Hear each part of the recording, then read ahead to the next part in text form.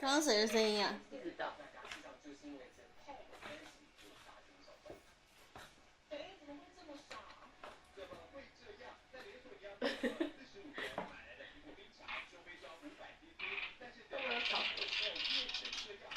香香生气了。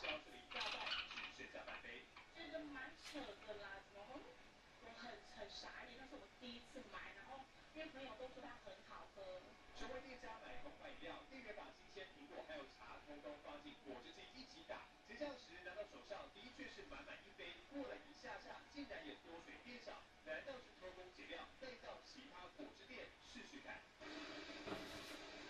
同样买回来后放了1个小时，被投诉的业者藏起来。